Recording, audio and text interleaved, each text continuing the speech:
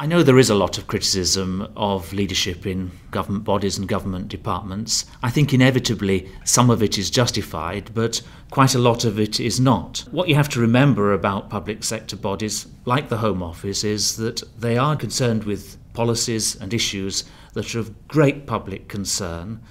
Often they're at the heart of the political debate, and so leaders in the public sector are often operating in a media glare. They're often on the front page of newspapers, and therefore the kind of space you need as a leader you often don't get. The work we do in the Home Office is of national importance. It really is important to the public and the country whether we can reduce crime, whether we have the right policies for countering terrorism and managing migration. And because of the importance of that work, I need the best people to lead the department. And the best people will show the behaviours of leadership which really involve and motivate people. In working out the skills that we want our senior civil servants to have, we start with some government-wide frameworks. There's the leadership framework that sets out the 4 areas or 4 domains where we want all our leaders in the civil service to be capable. In addition to that, we have reviews or studies that point out particular areas for the Home Office. For example, the recent capability review identified some areas where we need to improve the skills of Home Office leadership.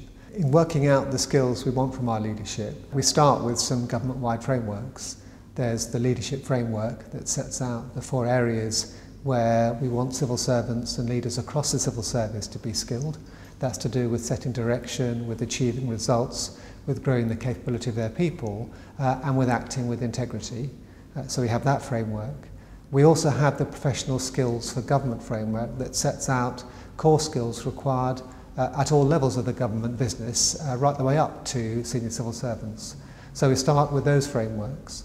In the Home Office, we've developed a core competency framework which identifies the competencies that we want our staff to have.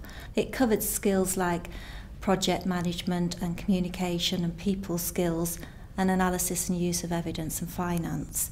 But on top of that, we also have professional competency frameworks for those people who are in professions such as accountancy, and we also use those to define the skills for specific roles. The Home Office takes a blended approach to learning development, so we don't just rely on traditional classroom training, we have lots of other methods as well. We have mentoring, we have executive coaching, we also have e-learning. We offer a number of courses that people can do that lead to professional qualifications, and we have the option of people getting 20 different types of qualifications, some in project management such as Prince 2 or the APMP qualification, which is a project management qualifications. Our management development programme is available to all staff across the organisation, starting at junior grades such as our administrative grades, up to those who are feeder grades into the senior civil service.